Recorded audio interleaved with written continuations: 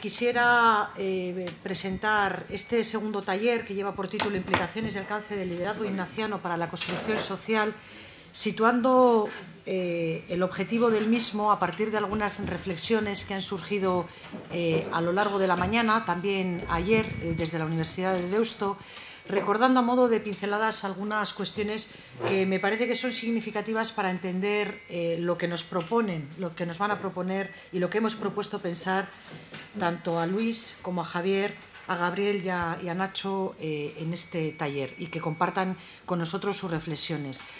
Estamos hablando de liderazgo ignaciano, y desde la perspectiva de la universidad nos estamos planteando algunas cuestiones como el lugar social que ocupa la universidad, entendiéndola también como un instrumento para la justicia, subrayando la importancia de la mirada al contexto donde se plantea el tema del liderazgo y haciéndolo desde un enfoque que pone mucho énfasis en las cuestiones de frontera. Hablamos de fronteras, de qué fronteras, de las tensiones que reconocemos en esas fronteras y también de los límites. En el aspecto organizacional e institucional deberíamos también de plantearnos algunas reflexiones sobre los bloqueos estructurales. En definitiva, entre otras reflexiones sobre el liderazgo ignaciano, también se nos plantea una reflexión que no podemos obviar sobre la construcción de la legitimidad social de nuestras obras desde la perspectiva del liderazgo ignaciano.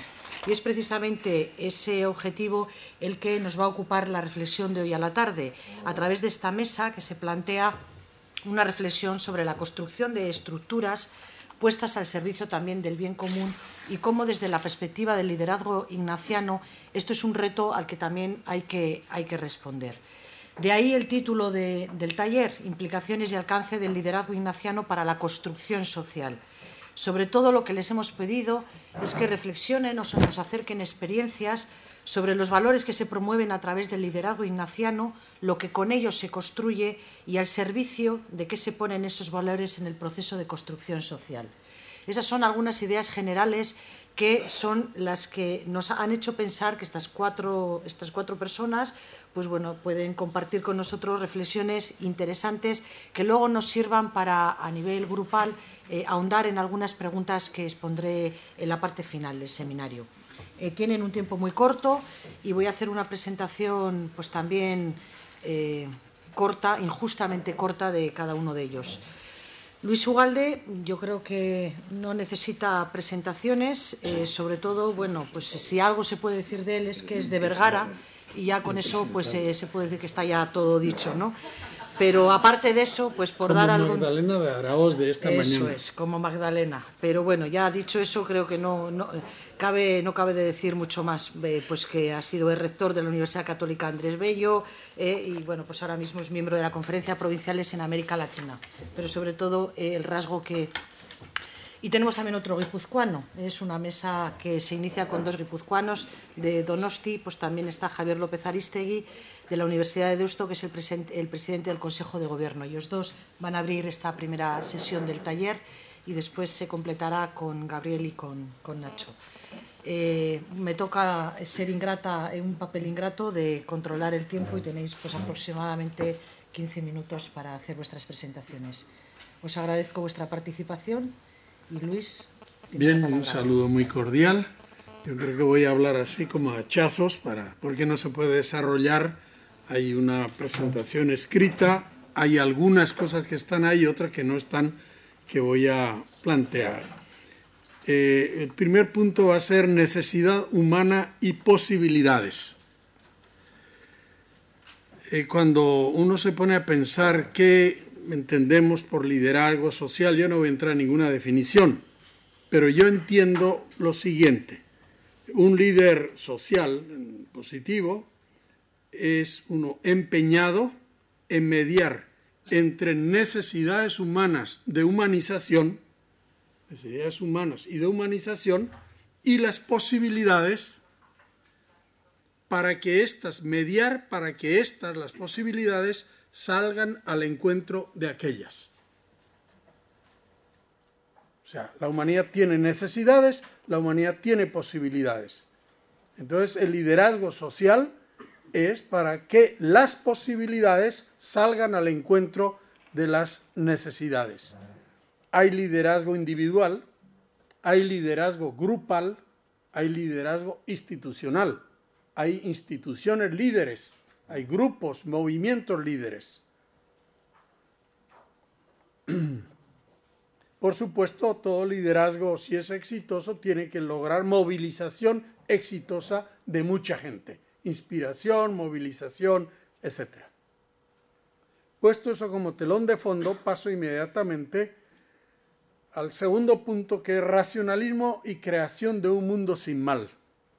La universidad en la cual estamos es un empeño racionalista, es la universidad ilustrada, contra el oscurantismo que le precedió. Y parte de la base de que es posible una humanidad sin mal, que el mal viene de la ignorancia y que la ilustración, la iluminación elimina el mal. La humanidad hace el mal por ignorancia. Prenda la luz y se acaba el mal. Así como en la física, en la química, en la biología hay leyes puestas por un Dios organizador, los deístas, pues no puede ser el hombre el único animal que no tenga leyes. Solo que el hombre es el animal que no deja que funcionen las leyes.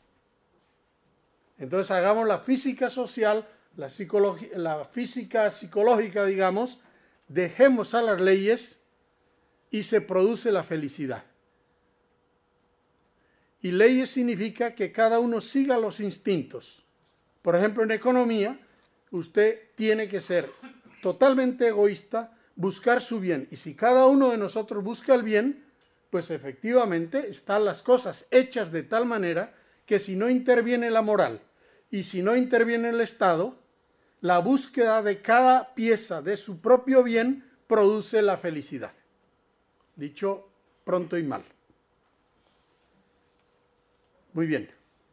¿Hasta dónde llega eso? Naturalmente, esa concepción de la vida ha hecho maravillas, pero al mismo tiempo ha dejado en evidencia que no acaba el mal, sino con esa racionalidad instrumental usted puede construir un monstruo como el nazismo, un monstruo como lo que llevó a la crisis económica del año 29, por ejemplo.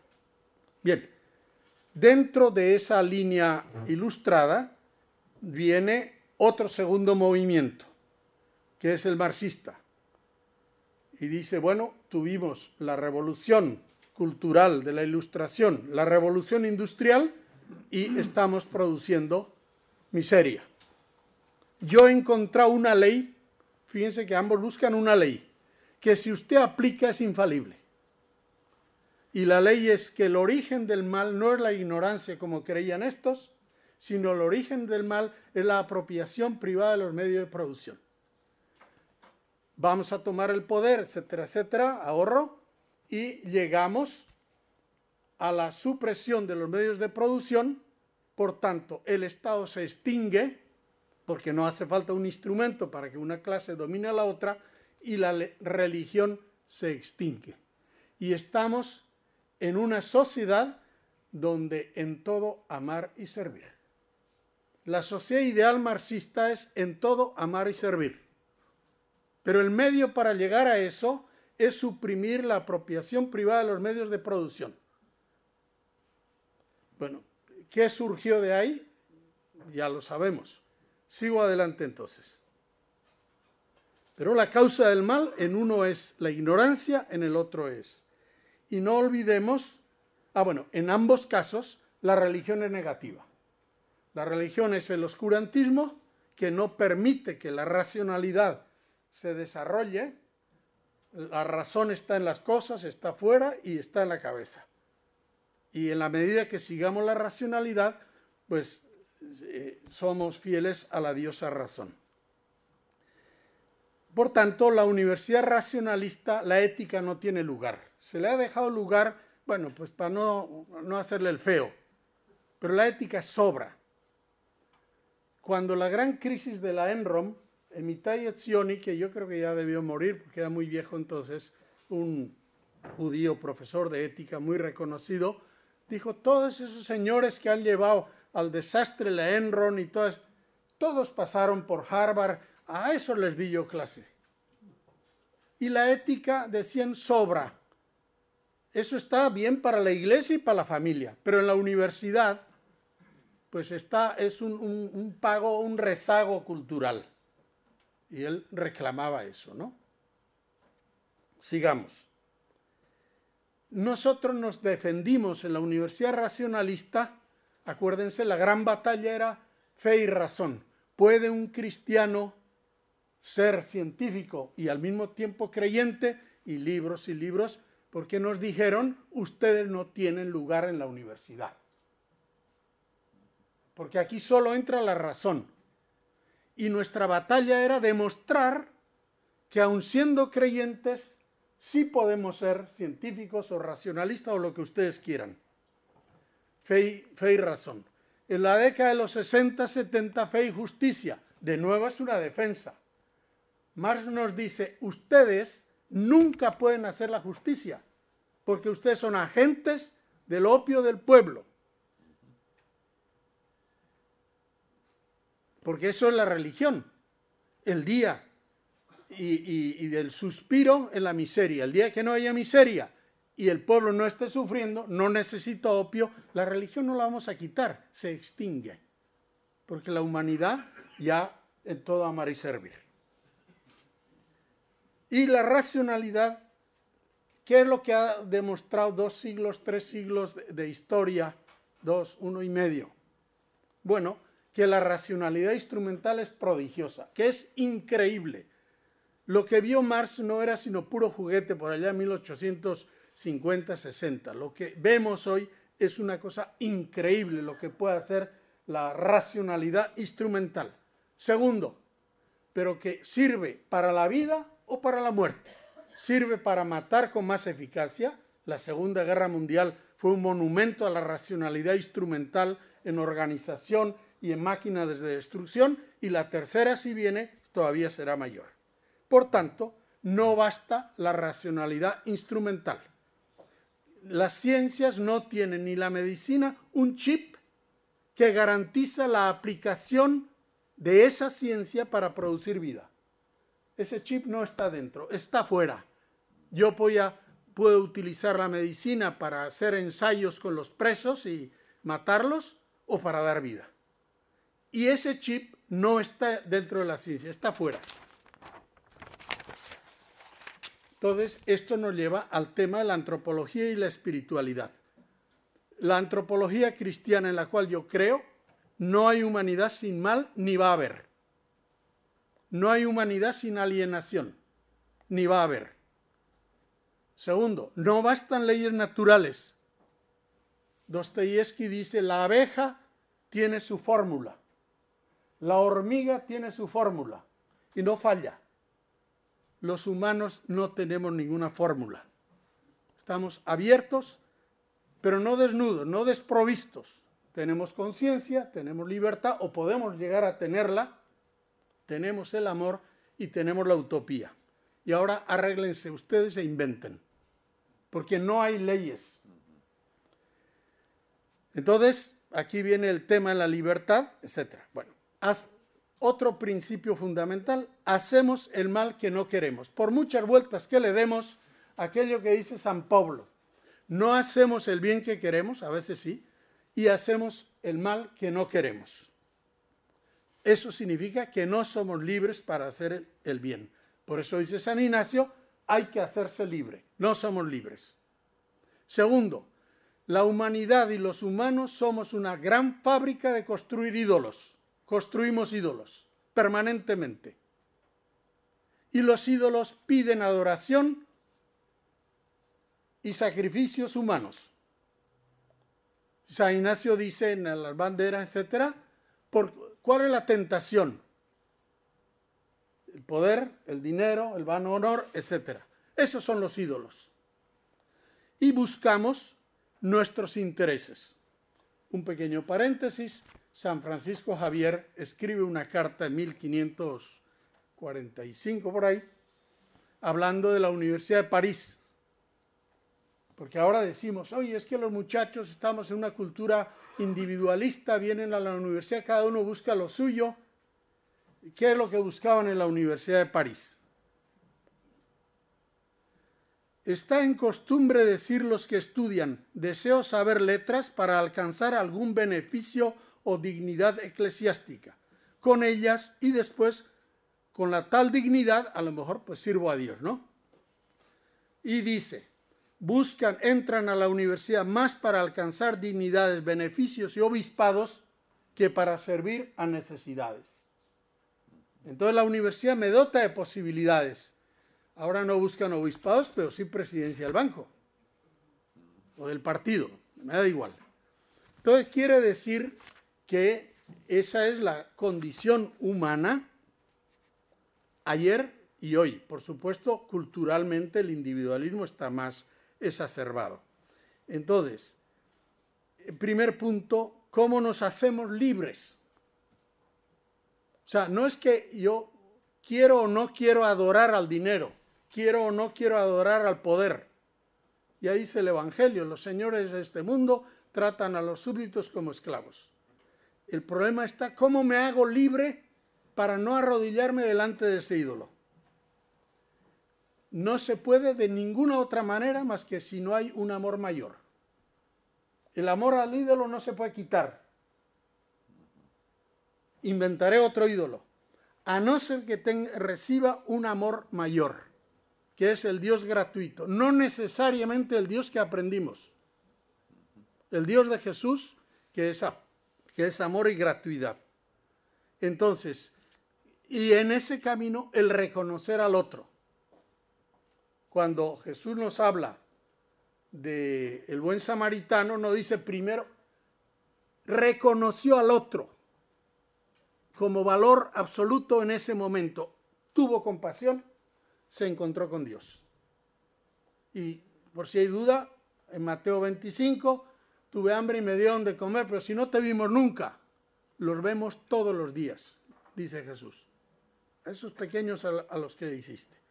Entonces, el tema aquí es aprender a reconocer al otro y ver que en el otro está el nosotros, y sin nosotros no soy yo. Entonces, los ejercicios de San Ignacio se trata de ordenar la vida y ordenar los afectos. El mundo no se mueve por las leyes racionales, la aplicación de las leyes racionales se hace por los afectos. ¿Dónde están los afectos? San Ignacio habla de ordenar los afectos. Entonces, no se trata de contraponer la racionalidad, necesitamos una alta racionalidad, pero ¿cómo hacer que los instrumentos sean instrumentos? Que esos dioses no sean dioses, la economía es importante, el poder político es importantísimo como instrumentos. Si no son instrumentos, los instrumentos son los humanos. Entonces, para tú ser capaz de agarrar esas cosas, esos ídolos, y convertirlos en instrumentos, necesitas un amor mayor, que es la gratuidad absoluta de Dios. Y nosotros tratamos de hacer una universidad donde tenga la racionalidad, todo eso igual que los demás, pero al mismo tiempo y con plena ciudadanía universitaria, enseñemos a encontrarnos con el otro, a formar el nosotros. Entonces, bueno, voy a pasar. Y San Ignacio, acuérdense que lo de en todo amar y servir está en la última meditación para alcanzar amor. Y va unido a la palabra posibilidad. Yo he empezado hablando de necesidades y posibilidades. Y propone la meditación para alcanzar amor, dice, para que usted, considerando todos los bienes que usted ha recibido, sea posible, porque si no, no es posible, de en todo amar y servir. O sea, esa es la antropología y el reto nuestro es, bueno, cómo eso se transmite, cómo se enseña en la universidad. Yo creo que ya está tenía otro puntito que se llama lo público, cómo vamos a enseñar en la universidad lo público, los falsos dioses en lo público, enseñar a salir de sí mismo. El Evangelio dice, si usted no sale de sí mismo, no se encuentra a sí mismo. El que sale y parece que pierde la vida, la gana. Eso es verdad allá y es verdad hoy y será verdad dentro de un siglo. Ahora, ¿dónde se enseña a salir de sí mismo? No vengan con el cuento que en la iglesia, porque la gente no va a la iglesia. Y en la casa tampoco. En la casa es donde más, al menos cuando uno es pequeño. Ya después. Entonces, salir de sí mismo. La universidad tiene que tener ese aprendizaje sistemático. Segundo, lo público y la institucionalidad. Las instituciones para hacer que lo de que es del yo sea del nosotros. Esto es toda una arquitectura para que si, por supuesto, tú no puedes pedir que vengan a la universidad los que no quieren el interés propio. No, no. Todos queremos el interés propio. Lo interesante está cómo haces que el interés propio sea interés de todos. Que el yo sea el nosotros y el nosotros sea el yo. Ese es el gran reto. Entonces, lo público, ahí hay una serie de cosas. Yo doy mucha importancia a la utopía, pero la utopía cuando es horizonte mueve. Mueve el corazón y mueve. La utopía cuando pretende ser gobierno y poder siempre es tiranía. No es que a veces es tiranía. La utopía de Robespierre trajo la guillotina. Porque si yo tengo el bien absoluto, ya es gobierno, y ustedes no están de acuerdo conmigo, ustedes son enemigos de la humanidad. ¿Y qué vale 50.000 guillotinados si después de eso viene la felicidad de la humanidad para siempre? Porque ya no va a haber mal. Eso lo dijo Robespierre y lo dijo Mao y lo dijo nuestro amigo Stalin, ¿no?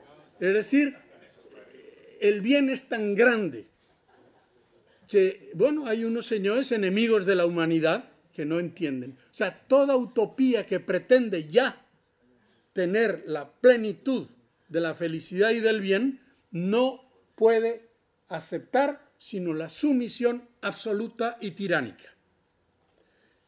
Después, el último capítulo es prácticas universitarias. Se acaba ya. Muy bien. ¿Para qué voy a la universidad? Por supuesto, no nos empeñemos en esperar que la gente vaya para que al salir de la universidad sea un fracasado. O sea, quiere hacer familia, tener un apartamento, y a eso no le llamemos egoísmo, sino es condición humana, fundamental y positiva. Ahora, el punto está cómo combinas la demanda solvente con la motivación interior. O sea, en la motivación interior, la gente se mueve, por un lado, bueno, por interés propio, yo busco, pero también está en la motivación interior el dar la vida por el otro.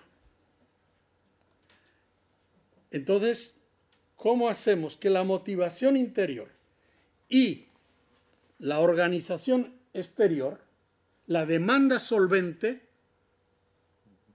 por demanda solvente entiendo aquel que me puede contratar pagándome, porque los pobres también me necesitan, pero no me pueden pagar. Entonces, ¿cómo haces tú una sociedad en la cual, digamos, las necesidades,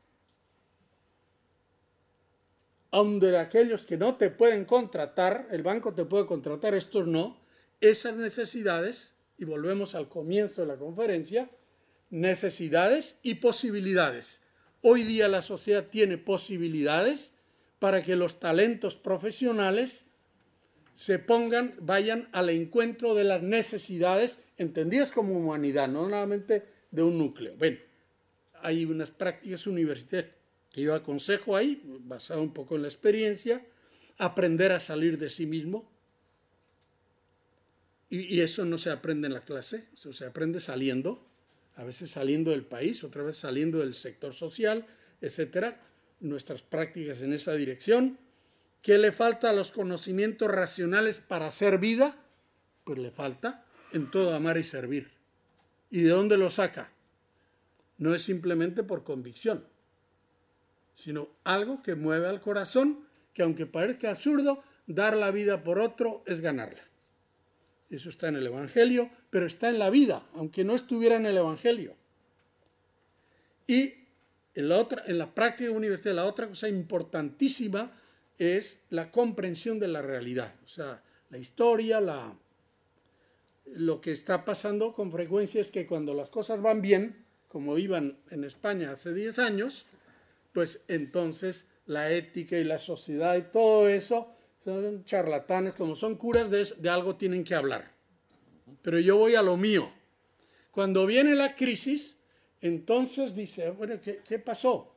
Bueno, pasó que usted quería hacer un nosotros sin los elementos fundamentales para construir el nosotros. Entonces, la comprensión de la realidad. Puentes y alianzas sociales, es otra cosa muy importante. Vivencias de encuentro con el otro. O sea, en el tipo de educación de sociedades que consideran que al niño lo mejor es no negarle nunca nada, pues el peligro es que nunca aprenda a salir de sí, quitarse algo de sí para que su hermano no llore, empezando por ahí. Entonces, las vivencias de encuentro con el otro le llevan a descubrir quién es él. Hay experiencias que todos podríamos contar de gente muy acomodada y va a un barrio y no lo vuelves a sacar de allá, porque descubrió que era quien creía que no era, al dar a otro. Y eso tiene que ver con la política, también tiene que ver con la pareja humana, con la familia, con todo. ¿Cuál es la concepción antropológica? Un puntito, no vencer la exclusión con la exclusión. Se nos ha contagiado del marxismo, muy bien, esta clase explotó, bueno, pues yo vengo y voy a... Por ejemplo, en América Latina es obvio las barbaridades que se hicieron con los indígenas, como podría ser también las que hizo el Imperio Romano o los visigodos o no sé quién en España. Entonces, la historia no tiene salida si tú dices a una exclusión, propongo otra exclusión. Sino ahí se cumple lo de San Pablo, vencer el mal con el bien. Un caso como el de Sudáfrica. Si Mandela dice, yo voy a construir una sociedad de negros que pise a los blancos porque nos hicieron esto, tiene toda la razón, pero es un estúpido. O sea, puede tener razones morales de ese tipo, pero lo que tú vas a hacer, primero es una gran estupidez y después una gran inmoralidad. Por eso no lo hizo. El de Zimbabue parece que intentó hacerlo y así le va. Y un puntito más. Líderes, hay cosas en la universidad que tú las tienes que dar para todo el mundo. Pero hay que convencerse que tiene que haber en la universidad ofertas para minorías voluntarias. Unas cosas son las materias y otra cosa son gente que quiere voluntariamente comprometerse y la universidad no me ofrece nada más allá de las clases.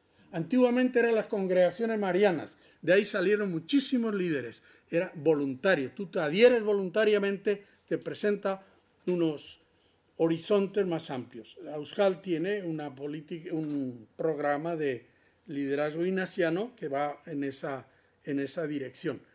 Entonces hay un tema de liderazgo que hay que trabajarlo con minorías, no por ser exclusivos, sino porque trabajamos con voluntarios. Y como dice San Ignacio, los que más se quisieran señalar, pues yo les ofrezco esto. Laicos y no laicos. Finalmente, formación instrumental. Es importante los cómo. Fernando insistió esta mañana y yo vuelvo a insistir. El qué. Los latinos somos muy dados a los grandes qué, a todo eso que se escribe con mayúscula. Pues las soluciones se escriben con minúscula. Los horizontes se escriben con mayúscula. Las aspiraciones, el amor, la justicia. Yo quiero el pleno empleo en España. Muy bien, yo también. ¿Y cómo se hace eso? En el cómo está la diferencia. Por eso es importante la universidad. Ustedes saben que en Centroamérica, Ellacuría, me permite la última anécdota, Ellacuría peleaba con los estudiantes jóvenes, porque claro, los estudiantes decían, ustedes metidos ahí en la universidad teorizando, hay que ir al barrio. Y ahí vivían en el barrio. Ellacuría le decía, sí, pero hay que estudiar. Hasta que mataron a Ellacuría, lo cual demostró que para los que no quieren el cambio, una universidad es demasiado peligrosa.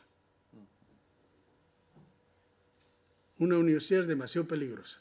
A mí me pusieron una de preso, yo que vivía en el barrio y era vicerrector. Y yo decía, bueno, será que yo hago algo en el barrio, pero decía, pues si yo no hago nada, es pura agua bendita. Ah, pero descubrí después, porque el que me hizo el interrogatorio levantándose la capucha, después él y la esposa me invitaron a cenar y me dijeron quiénes fueron y quiénes no fueron, al final sabes todo. El problema no era que yo estaba en el barrio. Eso creía el ministro del Interior, dice, ¿y qué hace un vicerrector viviendo en un barrio? El problema era que temían que a mí me hicieran rector de la universidad. Y entonces decían, este es el que organizó, el Caracazo que se llamó, y una vez en una reunión, uno de la junta directiva, que era muy conservador, pero muy recto, me llamó, padre, yo tengo que votar por el nuevo rector, y dicen que si a usted lo nombramos, que parece que el provincial lo va a proponer a usted, si lo nombramos, usted va a meter el marxismo y la teología de la liberación. Y vamos a terminar como en El Salvador. Acaban de matar a los... Cayó en la cuenta de lo que había dicho. Y bueno, espero que no seríamos tan salvajes. Pero quiero decir que la universidad bien orientada, lo que yo hago en el barrio, que sigo haciendo, bueno, la gente dice muy bien que se entretenga, a eso no le tiene miedo. Pero a una universidad y 10.000 estudiantes con unos enfoques y unas cosas, eso tiene importancia, sin idealizar. Hace falta lo uno y lo otro. Hace falta que la universidad haga puente y tenemos una situación privilegiada porque tenemos parientes en todos los sectores sociales. Y tú vas a un barrio y el muchacho se encuentra que la gente lo recibe porque vienen de la Universidad Católica. Hasta ahí termino yo, gracias.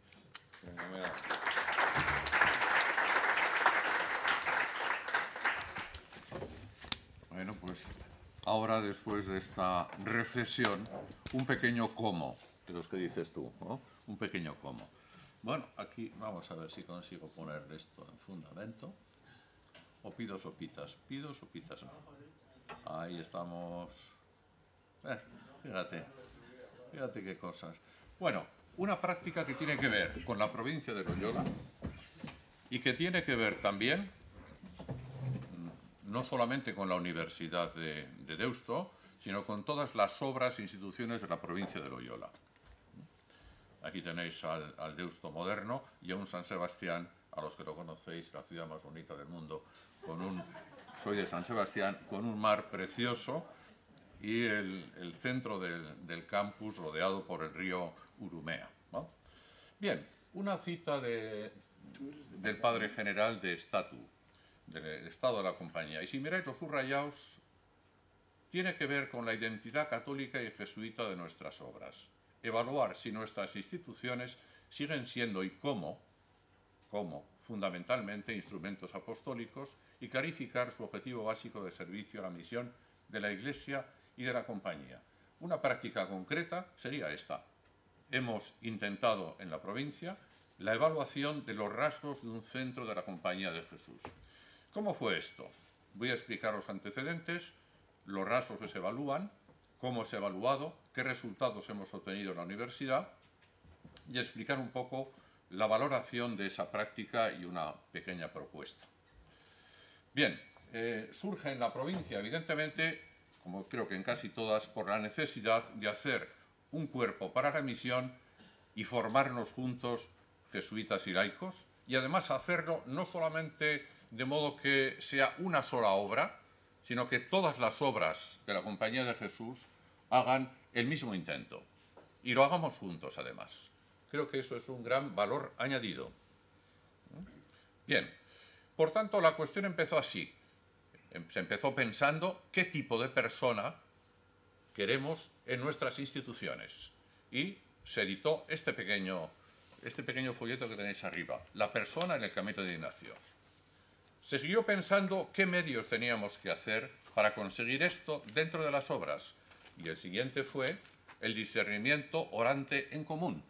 Evidentemente esto no es para todos los días, pero para grandes ocasiones y decisiones en cualquier obra, queremos hacerlo también puestos de alguna manera en oración y en libertad. Después de esto se hizo el siguiente documento, Rasgos de un centro de la Compañía de Jesús. Nos va a valer este documento para hacer la evaluación que hemos intentado realizar en la provincia. Y esto se ha de mantener también conforme a unos planes, uniendo formación, evaluación, acompañamiento de las personas y de las obras. Hemos avanzado también en un módulo siguiente que es el liderazgo al estilo de Ignacio, y teniendo una comunidad apostólica, un núcleo de personas que se mantengan a través, no solamente a través de un proceso de formación, sino a lo largo, porque quedan a veces, van a las obras y quedan solos, sino a través de una comunidad que vaya alimentando y siguiendo esa formación. Bien. Bueno, dejo el plan de formación que lo explicará el vicerrector de Identidad y Misión, José Javier, que está aquí. Y únicamente quería destacar que cualquier formación ha de tener, a mi parecer, estos rasgos: experiencia, y experiencia fuerte, reflexión, examen, formación del grupo, un proyecto personal, la intersectorialidad, el acompañamiento, que se puede dar individualmente y por medio de una comunidad apostólica en la obra o en la provincia. Si faltara uno de esos elementos, probablemente quedaría coja la formación y no tendría consecuencias. Bien, vamos a mirar ahora cómo evaluábamos. Los rasgos que destacamos en ese documento fueron 4 principalmente. En primer lugar, la misión. Rasgos referidos a la misión. Definición, desarrollo y colaboración con otras obras. El segundo fue promoción de la justicia y la solidaridad. El tercero, anuncio de la fe. Y el cuarto, el fomento de la comunidad. Cualquiera de las obras debiera tener estos 4 rasgos. Bueno, es discutible si estos rasgos pueden darse solos. Evidentemente, si solamente pensamos en el rasgo de la misión, hemos de incluir la justicia, hemos de tener el anuncio de la fe, hemos de tener la comunidad. Han de ir necesariamente unidos estos rasgos. Todos los rasgos, al final, se dividían en 16 ítems. Por ejemplo, en la misión mirábamos si está alineado con el proyecto de la provincia de Loyola, si es intersectorial, si no se mira solo a su sector, sino si construye provincia y misión juntos, si incorpora la lengua vasca y se incorpora la diversidad cultural. Ya nuestras sociedades empiezan siendo sociedades interculturales. En segundo lugar, justicia, cercanía a los pobres, se implica en causas justas, gestiona los conflictos hacia el interior y hacia el exterior y está implicada en la pacificación. El tercero, caminos de crecimiento de fe, oferta caminos, oferta formación a las personas que están en la obra y tiene relación con la fe y la ciencia, o la fe y la cultura, o la fe y las personas. Por último, fomenta comunidad, fomenta sentido de pertenencia. Al contratar se fijan estos aspectos.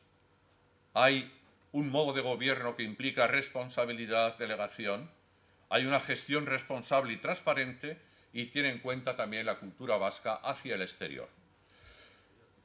Bueno, los ítems lo desarrolla un poco más largo de lo que he dicho, pero los tenéis ahí, referidos a la misión. Los tenemos aquí, referidos a la justicia y solidaridad, los vamos a mirar ahora. Cercana a los pobres, se benefician directa o indirectamente, implicada en causas justas y conocido por ser implicada en causas justas.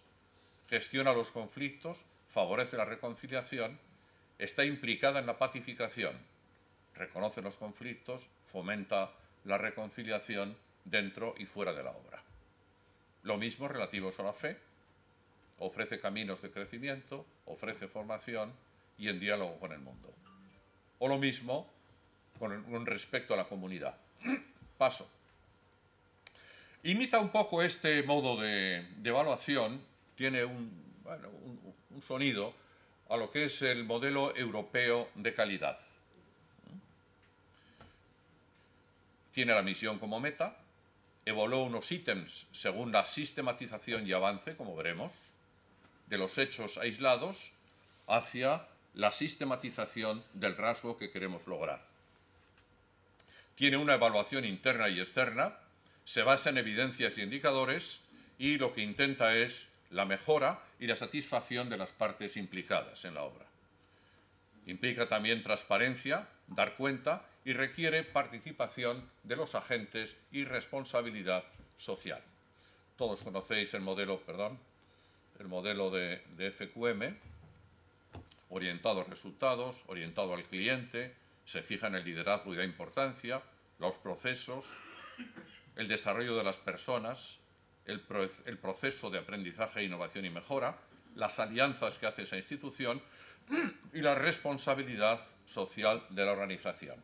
Si veis un modelo, este es un esquema, tenéis un rasgo, el 2.1. Evaluaríamos los 16 rasgos que hemos dicho. Y tiene que poner uno, los que hacen el equipo que hace la evaluación, tiene que poner evidencias sobre esos ítems. Tiene que indicar datos de los indicadores más relevantes. Debe poner también los anexos en los que se basa.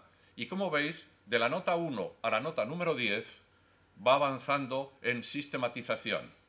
El primero, acciones puntuales. El siguiente, planes anuales. Criterios de trabajo.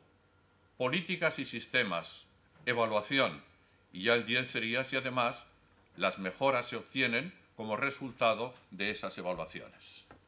Y por último, en cada uno de estos puntos se eligen, porque hay que concretar, dos rasgos o algunas acciones de mejora que queremos implantar. Y al final lograremos probablemente no más de 8 acciones. Pero esto nos ha servido, nos ha valido como un foco para ver entre todos este rasgo o toda la obra. Bueno, en el manual que se hizo, pues pone en primer lugar buenas prácticas.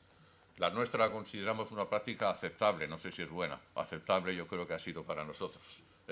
Y pone algunos ejemplos de indicadores en los cuales no me detengo. Por ejemplo, el 2.4, implicado en la pacificación, pone algunos ejemplos de buenas prácticas. Identificación de los conflictos sociales en el entorno, planificación de acciones, define, desarrolla y sigue el proyecto institucional, considera la información interna y externa, etc. Bueno, como veis, después pone también ejemplos de indicadores de satisfacción o de rendimiento y de procesos. Bueno, ¿qué resultado nos dio en la universidad? Por ejemplo, en el número 1 leo algunas evidencias que teníamos de que estábamos haciendo algo para justificar una nota de un 4, por ejemplo, o de un 5 en nuestro caso. ¿Oh? ¿Veis? Por ejemplo, la justicia tiene presencia en el Plan Estratégico 2014. Es el tercer plan y va del 10 al 14. Y poníamos algunas cosas. En el proyecto 13 es el campus intercultural e interreligioso. El proyecto 15, Deusto Responsabilidad Social Universitaria. Existe una actividad investigadora relevante en campos concretos. Existe un Instituto de Derechos Humanos y Drogodependencias. Existen becas. Hay un máster de ayuda humanitaria y un máster de intervención en violencia contra las mujeres. Se ha implantado una asignatura de formación humana y valores de aprendizaje y servicio. Existe un programa de becas. Hay becas Magis. Hay Ingenieros Sin Fronteras. Hay una cesión de un edificio de la universidad para acoger inmigrantes, ¿no? Algunas de las cosas que se van haciendo. Este es nuestro plan estratégico del 10 al 14. No sé si demasiados datos, en este caso, como decía el ponente, ahogan el espíritu. Pero yo creo que algo de espíritu está latente por ahí entre medio, ¿no? Algo de espíritu hay por ahí entre... Sobre todo los colores, ¿eh? A lo demás no sé si tanto. Los colores dan un espíritu. Bueno, como veis, se hizo una primera evaluación el 10. El 12 se profundiza en esa autoevaluación y se dice, como veis a la mitad, acciones desarrolladas desde 2010. Hay una oficina de atención a estudiantes, las infraestructuras, se colaboran en asignaturas de aprendizaje y servicio, etcétera, etcétera, etcétera. Bueno. Y esto así en todos los demás ítems. Se priorizaron 8 acciones concretas. A veces dice uno, pues no es muy espectacular, quizá no lo sea. La primera, incluir en la planificación estratégica momentos o fases para aplicar criterios ignacianos, darnos momentos de reflexión en la universidad. El 2, impulsar a través de planes directores, el proyecto 15, un papel más activo de la universidad en los conflictos sociales. El tercero, incluir la competencia espiritual. La cuarta, potenciar las comunidades apostólicas, que pasan de ser de la universidad a ser de cada facultad. La quinta, introducir el pensamiento social cristiano. La sexta, un plan director de comunicación interna. La séptima, análisis de perfiles necesarios y desarrollar profesionalmente al personal de administración y servicios. Y la octava, terminar de definir la estructura organizativa interna.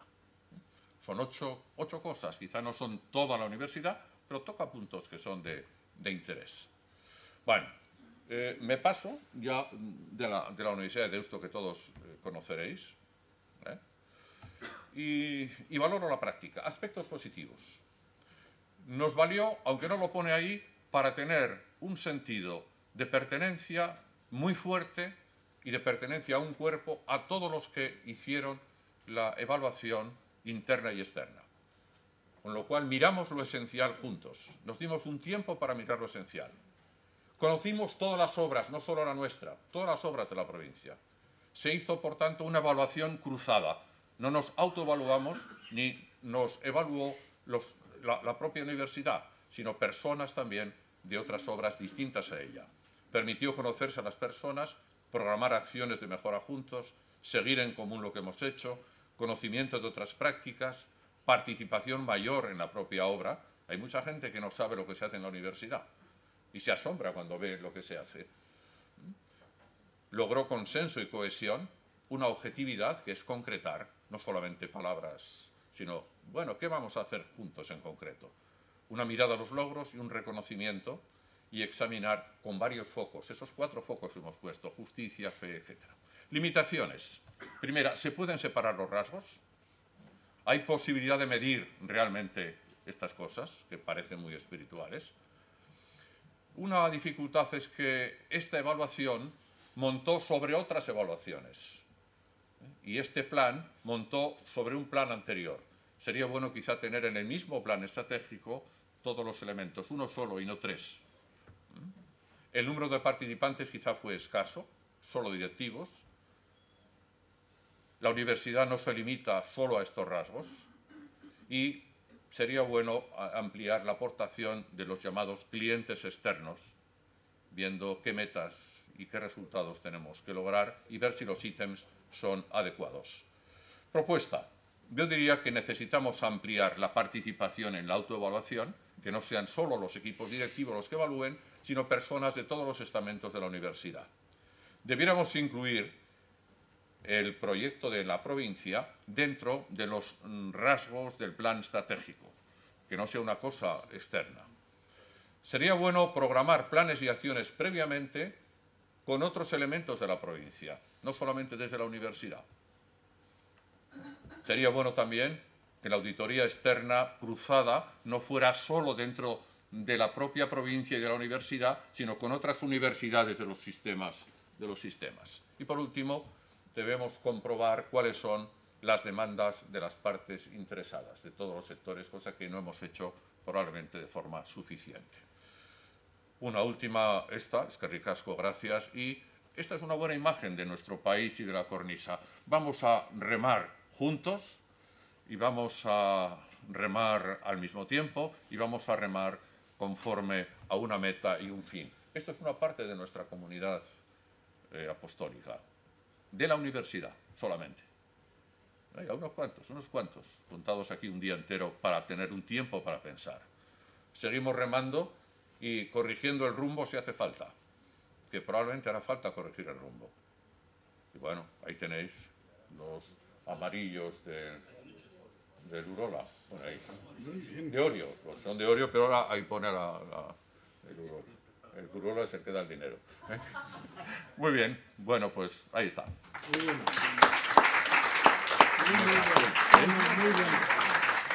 No es posible no pasarse, pero muy bien. Bueno, gracias Luis, Javier. Yo creo que nos han acercado los dos, Luis, claves antropológicas interesantes para pensar y para reflexionar.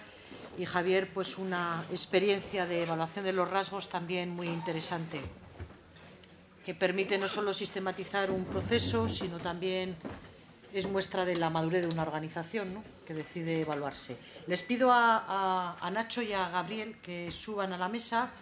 Vamos a reprogramar por el café un cuarto de hora más tarde, José Mari, para dar el mismo tiempo en justicia a los ponentes que suben ahora a la mesa.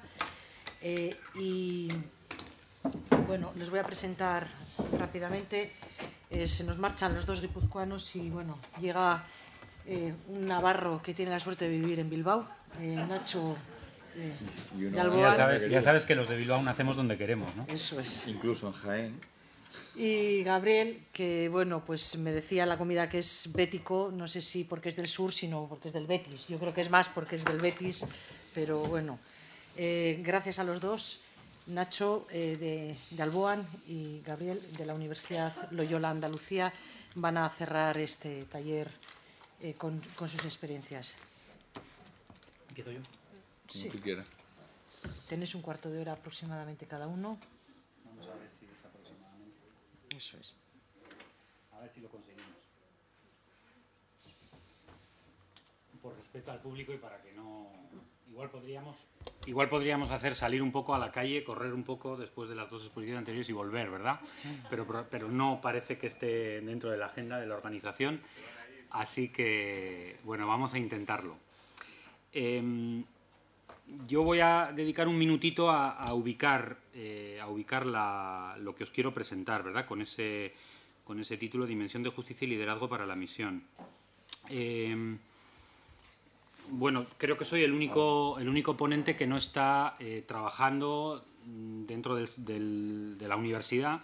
Yo trabajo en una ONG dentro del sector social y, por lo tanto, vengo de un espacio en el que tenemos muy grandes preocupaciones y muy pocos medios.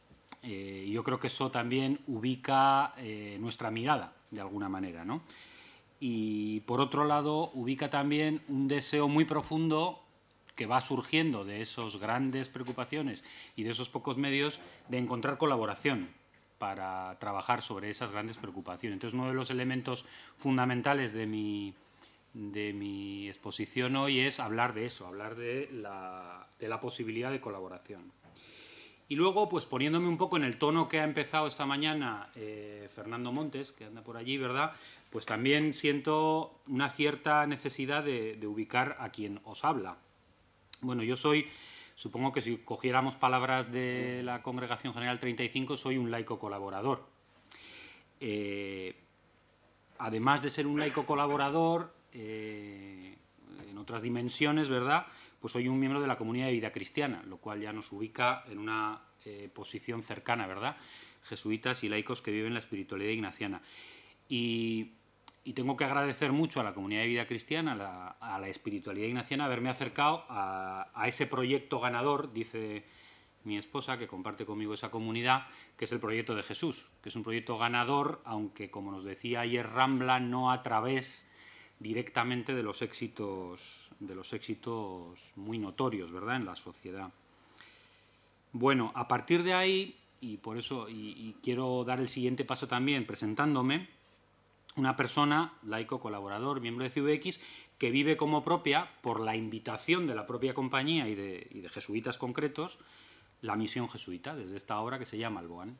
Y, por lo tanto, a partir de ahora, cuando hable de misión jesuita, hablo de la mía, no la de los jesuitas o la de las obras jesuitas, sino de la mía, a la cual me han invitado a participar generosamente y yo he sentido, pues, la motivación de participar, ¿no?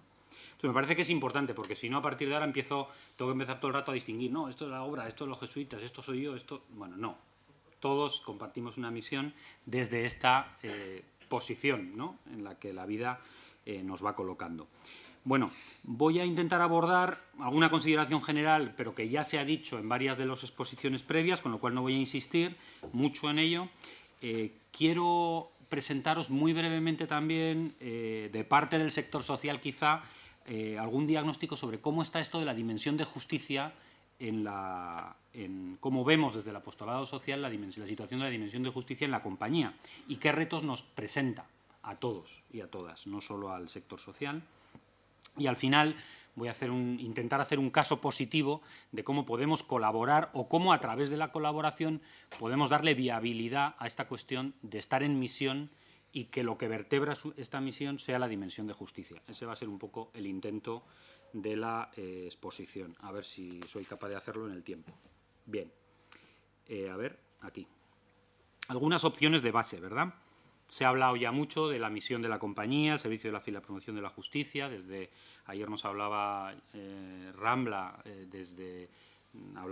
empezaba en la fórmula del instituto. Yo quisiera destacar el tema de las fronteras, ¿no? Nos decían esta mañana, hablamos mucho de las fronteras sin estar en ellas. Bueno, pues quizás sea verdad, porque las fronteras son lugares de conflicto geográficos y sociales que ponen en peligro nuestra reputación, nuestra tranquilidad y nuestra seguridad. Son lugares donde la injusticia se encarna, impulsada por las causas estructurales que la están alimentando, y son lugares donde solo una mirada de fe sobre la realidad nos va a poder sostener. Creo que estas son tres características de las fronteras que nos permitirá analizar personalmente e institucionalmente si estamos o no en las fronteras. Me parece que este es un primer elemento importante. Un segundo elemento yo creo que destacaría de algunas de las cosas que aparecen en la Congregación General 34, que ayer Rambla nos decía y esta mañana Jaime Oraá también indicaba, ¿no? Yo quiero destacar dos elementos. Primero, que estando esa gracia, ¿no?, de estar con las personas en situación de exclusión, un matiz. Estar con esas personas hace que se nos adhiera el deseo que ellas tienen de que el reino llegue. Porque es desde esa situación donde tienes el anhelo de que el reino llegue, porque es que hace falta, ¿verdad? Entonces, me parece que esto es muy importante y es lo que creo, es uno de los elementos que da sentido a estar con. Digamos que esto hablamos muchas veces, ¿verdad?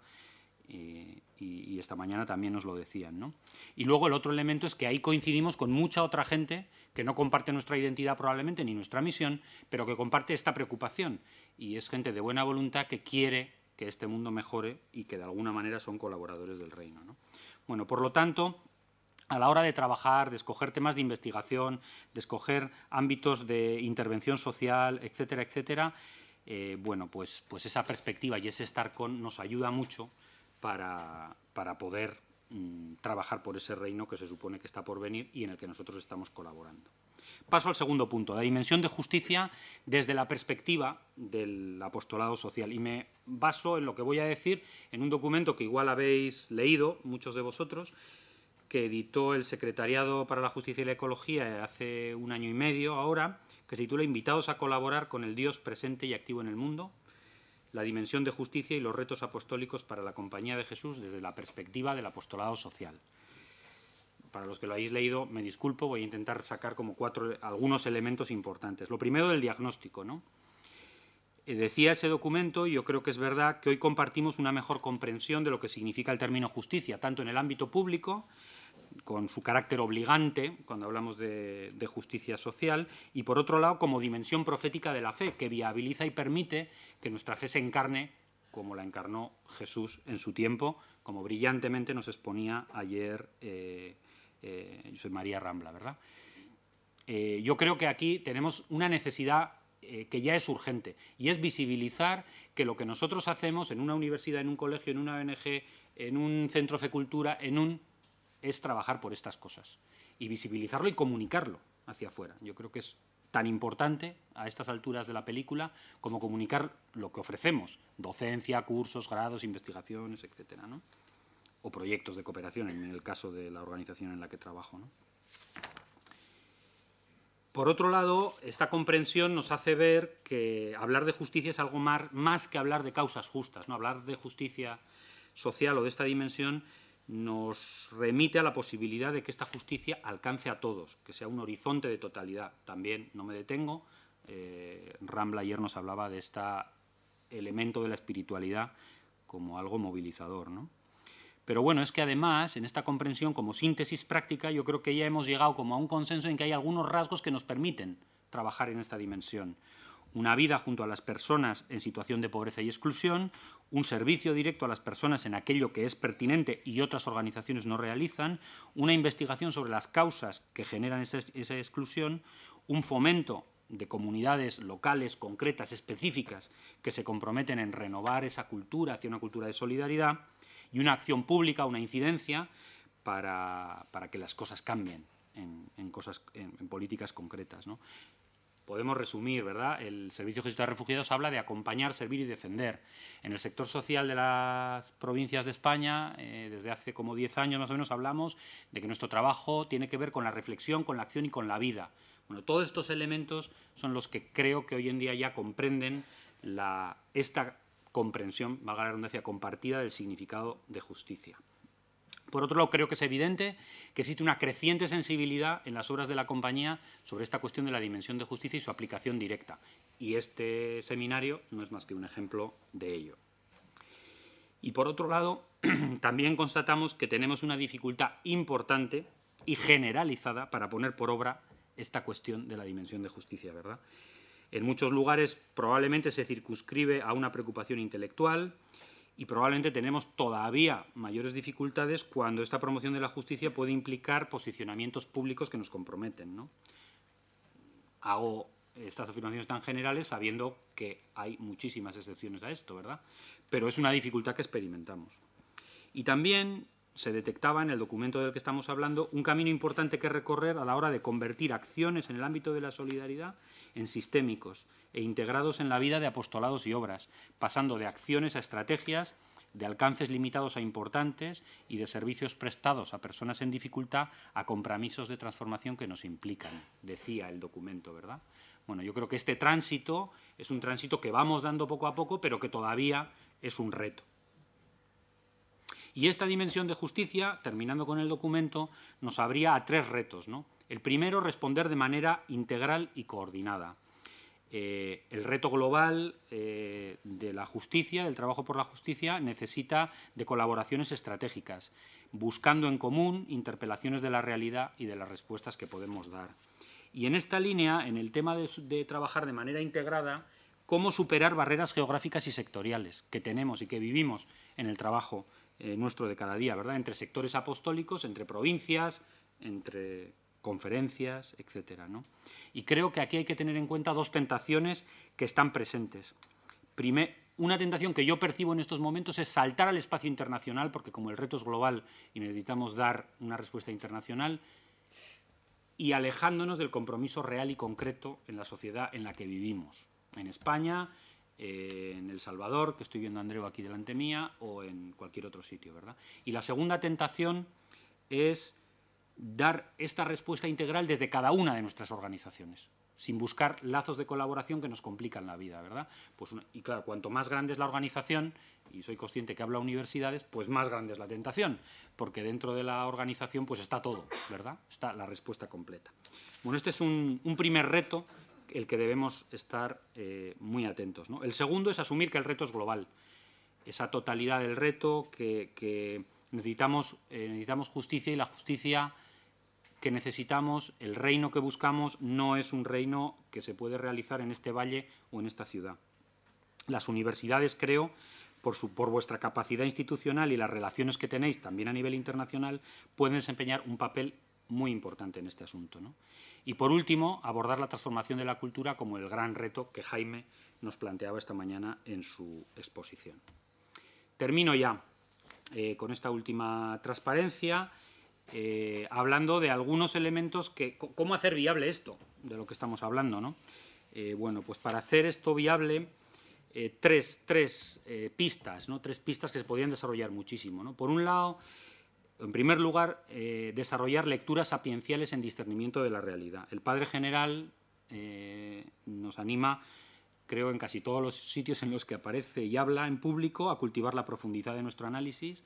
Ahí necesitamos, obviamente, investigación social para poder desarrollar esta visión sapiencial, pero necesitamos síntesis que den cuenta de nuestro mundo, que nos permitan hacernos cargo de él, para encargarnos de él, que nos den lucidez ante la realidad para descubrir las dinámicas de exclusión y para celebrar corrientes de vida y liberación. Yo creo que la exposición de esta tarde de Luis Ugalde y cosas como esa nos ayudan.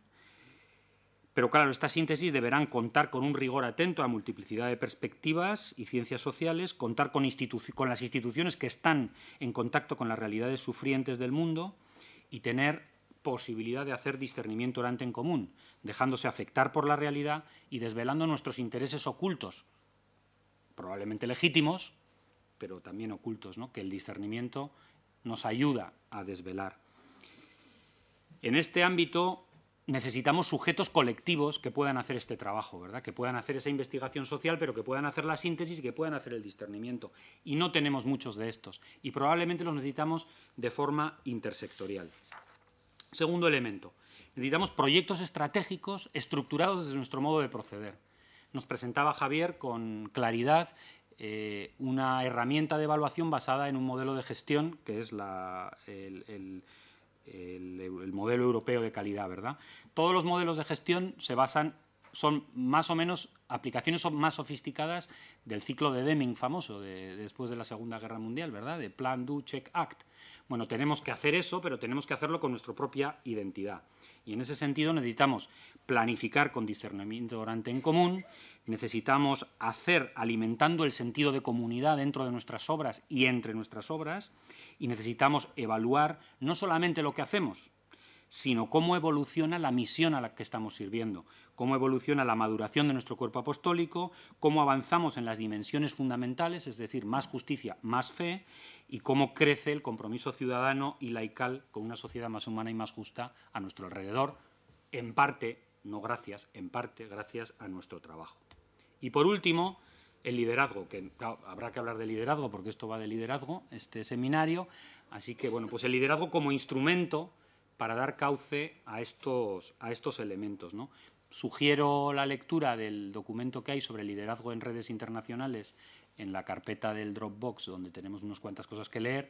Ese documento creo que es inspirador respecto a qué tipo de liderazgo necesitamos, ¿no? Un liderazgo colectivo, un liderazgo que eleve los perfiles apostólicos de obras, provincias y redes internacionales, que lo eleve pasando del tema concreto que atacan a la misión para la que estamos trabajando, ¿no?, de tal manera que sientan la urgencia de la colaboración, ¿no? Y desde ahí quizá podamos abordar un rol público de transformación social que al menos contenga los elementos que yo he intentado desbrozar aquí.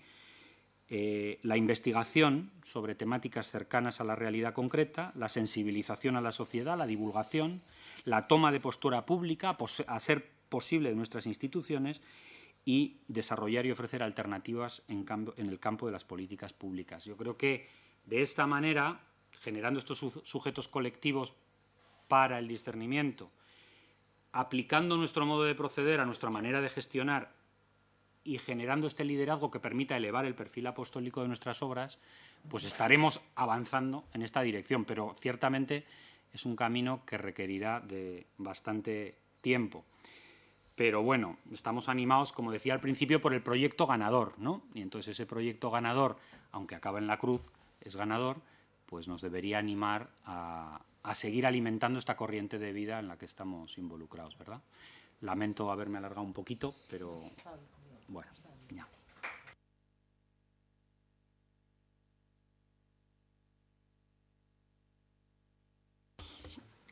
He de reconocer que el ser el último tiene una serie de ventajas y una serie de inconvenientes. El inconveniente es que no tienes tiempo y la ventaja es que al tener menos tiempo te puedes equivocar bastante menos.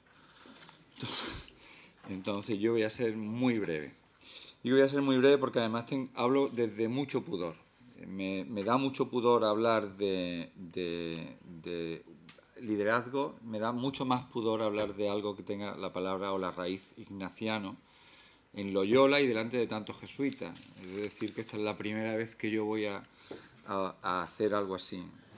Y sobre todo ya el pudor llega hasta casi el quererme ir desde después de haber oído esta mañana y esta tarde a Jaime Orao, a Luis Ugalde, a Fernando Montes, a Javier López y ahora mismo lo que acaba de decir Ignacio. Y lo que estoy diciendo ahora mismo no es en absoluto una pantalla para que después ustedes me juzguen más benévolamente, sino es honradamente reconocer lo que estoy ahora mismo viviendo. Bueno, cuando me vino el título Implicaciones y alcance del liderazgo ignaciano para la construcción social, yo me puse a jugar con las 4 palabras claves que había en ese título. Me puse a jugar preparando todo esto con aquello de implicaciones y alcance, liderazgo ignaciano y construcción social, aunque cambié la palabra construcción por transformación social, no solo porque ahora la construcción está mal vista aquí en España, sino porque al mismo tiempo creo firmemente en el tema de la transformación social. La sociedad no es una cosa que se construye de una vez y se deja en piedra, es una cosa que se va transformando. Es algo, mi concepción es más evolutiva. Por tanto, para responder a eso y no llegar a una concreción excesiva en algún hecho concreto que yo pudiera reflejar, que lo voy a hacer, yo me planteé 2 cuestiones. La primera, ¿tiene realmente implicaciones, al menos en mi opinión, perceptibles, el liderazgo ignaciano en la construcción social? Es decir, ¿tenemos algo que decir en esto realmente? ¿O es sencillamente un constructo o un fundamento que nosotros nos creemos cuando estamos haciendo las cosas que estamos haciendo y decimos, es que esto tiene incidencia? Bueno, pues vamos a preguntarnos si la tiene y en qué sentido y de qué forma. Y luego, ¿cómo lo estamos viviendo o cómo lo vivo yo eso desde el proyecto de una universidad que nace?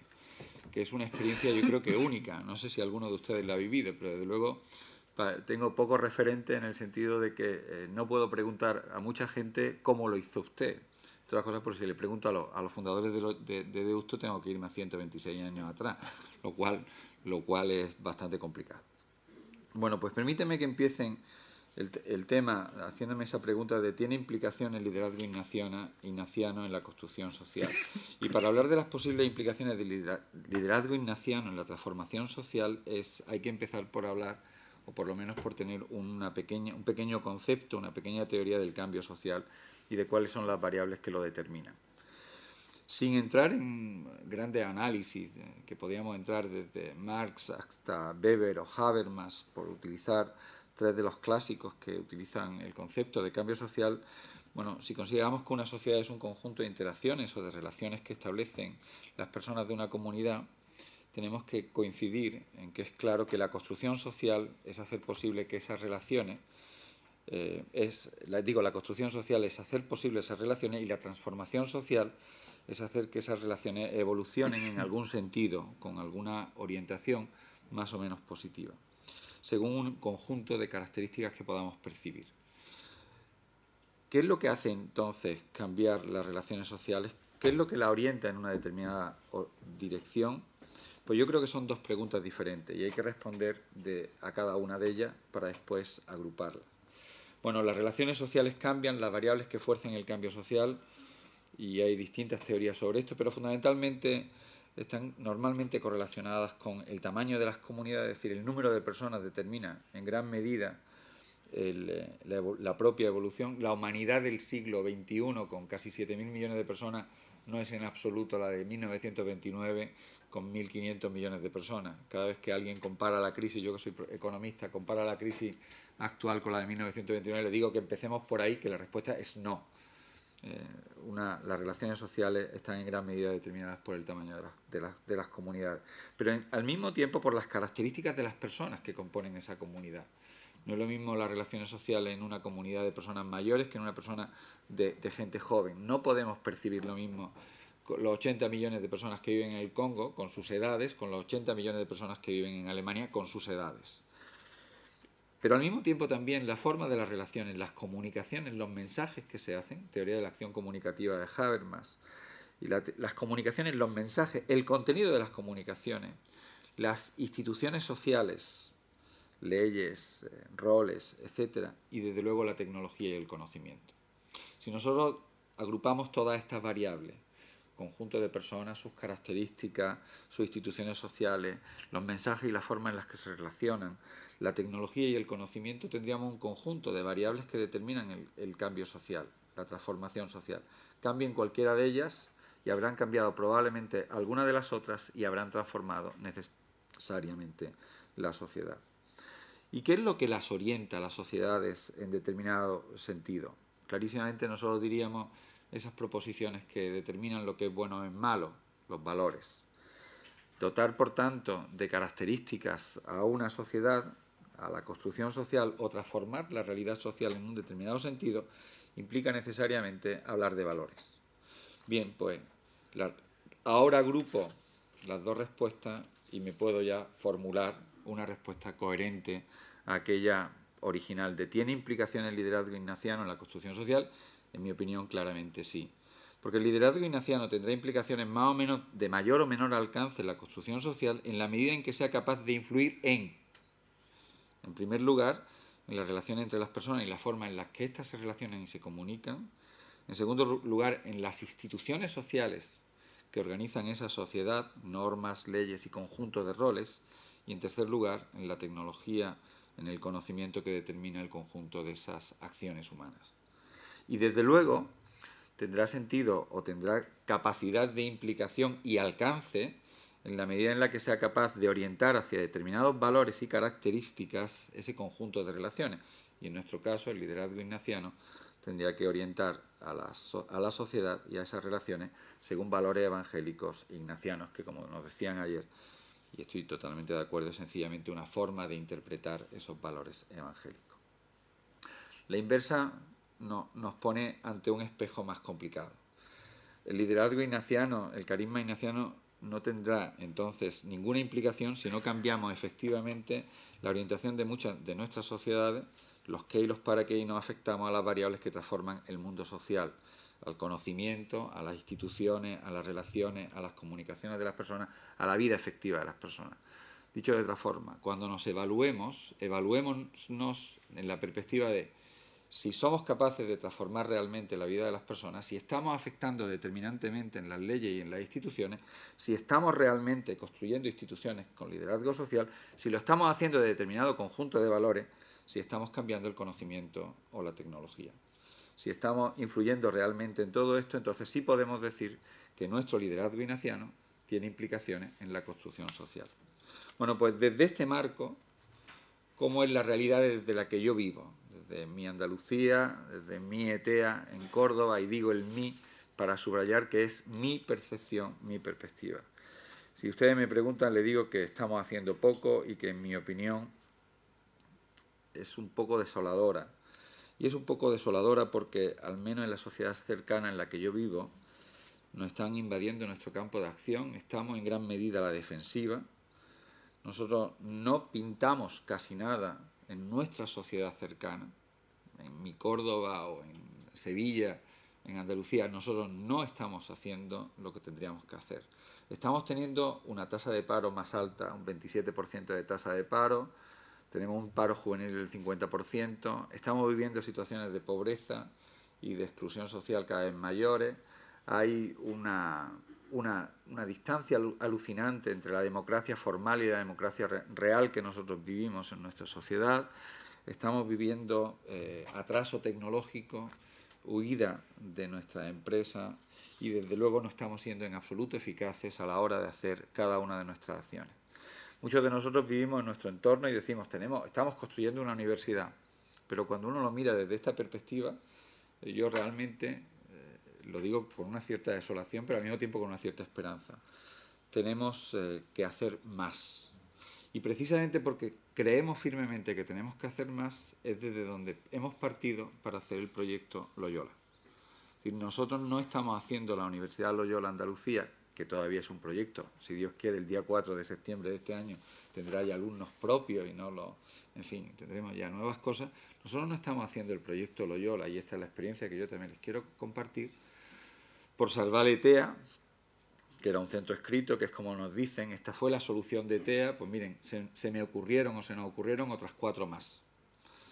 Nosotros no estamos haciendo el proyecto Loyola por fastidiar a comillas, Tampoco estamos haciendo el proyecto Loyola por fastidiar a las universidades públicas. Ni siquiera hicimos estudios de mercado para ver si había en Sevilla y en Córdoba, esto lo hemos hecho después, si había alumnos para las carreras que estamos lanzando. En absoluto. Estoy seguro de que si hubiera ido con un estudio de mercado, la Compañía de Jesús no nos hubiera autorizado la universidad. Y con los objetivos anteriores, desde luego, tampoco.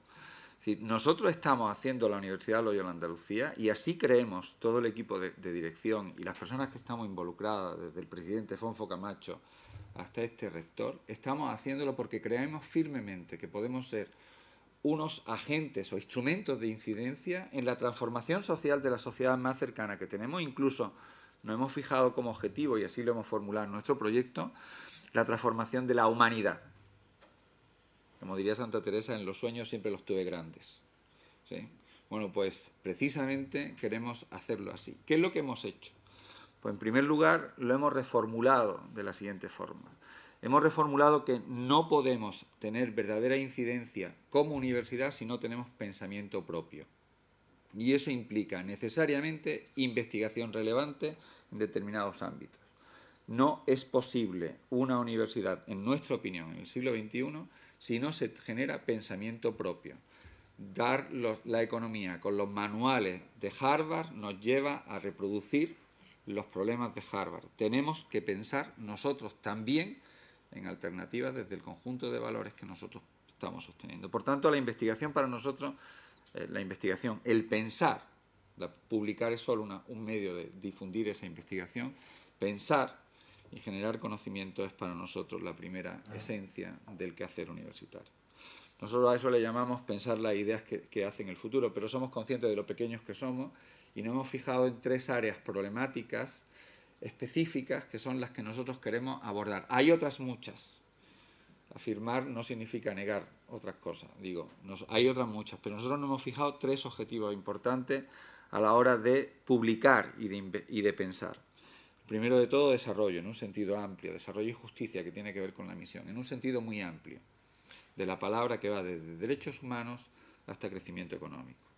El segundo, sostenibilidad, también en un sentido muy amplio, que va desde la sostenibilidad energética hasta la sostenibilidad de los recursos naturales, que se agotan, pasando por la sostenibilidad social y económica de una comunidad. Y desde luego también hemos fijado el objetivo de estudiar y de pensar mucho y profundamente en soluciones para los problemas de dependencia y de marginación. Entendiendo también la dependencia, que hemos desarrollado un concepto de dependencia que tiene que ver con todo aquello que no es autónomo en una persona, en una vida, en una sociedad.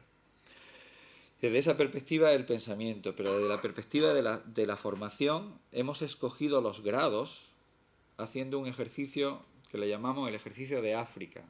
Si tuviéramos mañana que aterrizar en un país africano, los más pobres, ¿por qué profesiones empezaríamos? Así fue como formulamos nosotros lo que necesitábamos. Hicimos una lista y en esa lista nos salió: necesitamos buenos políticos, no corruptos, necesitamos buenos juristas, necesitamos maestros, Esa lista fue la que determinó la primera lista de los grados que íbamos a solicitar. Nos fuimos evidentemente a la Junta de Andalucía y nos tachó unas pocas, empezando por la medicina, pero las que nos dejaron, que son las que vamos a empezar, en la lista de los grados y de las tareas, y ya vendrá después el estudio de mercado, ya nos esforzaremos después, que de hecho nos estamos esforzando mucho, en buscar la gente que quiere cursar esos grados. Pero nosotros no los escogimos haciendo un estudio de mercado previamente, lo estamos haciendo de otra forma, porque creemos firmemente que formando a esas personas, a ese colectivo de personas y de determinadas percepciones de un conjunto de valores, desde la ética, desde la innovación, desde la internacionalización y la experiencia, desde el voluntariado, que por cierto le copiamos la idea original a la Universidad de Córdoba, aquí presente está su rector y yo se lo tenía que confesar aunque fuera en público, ¿sí? Le copiamos una cosa fantástica que tienen ellos en su página web. Bueno, pues eso lo teníamos que integrar dentro de nuestra formación. Y todo esto sin perder en absoluto 2 dimensiones que ya teníamos de la vieja ETA. Una, la colaboración con los lejanos, la transformación de sociedades injustas o más injustas que la nuestra, que es lo que hacemos con Centroamérica y con Latinoamérica, incluso también en Bangladesh, o lo que hacemos en Camboya y en Vietnam, y desde luego teniendo una fuerte presencia social. Y la fuerte presencia social nos está llevando a que tenemos un plan, ya estamos aflorando, de tal manera que nosotros estamos generando opinión.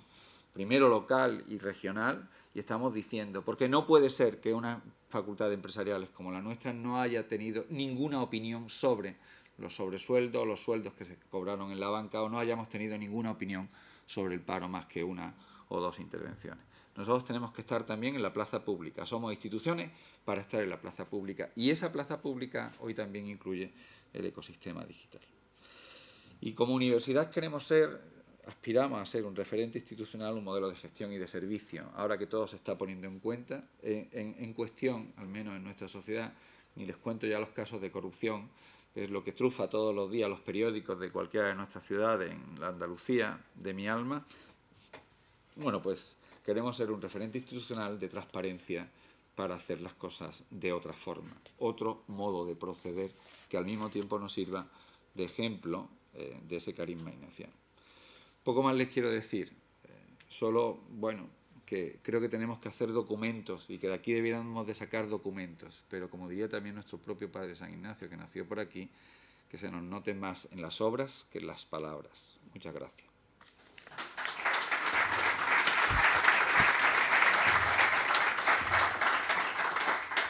Gracias a Gabriel por ajustarte tanto en el tiempo. Bueno, esta era la primera parte de la sesión. Hemos tenido 4 perlas que creo que nos han dado mucho contenido para poder reflexionar y poder centrar las preguntas en los talleres posteriores. Os hemos dado entre los materiales una distribución de las mesas de trabajo. También hemos asignado las personas moderadoras y relatoras de las mismas.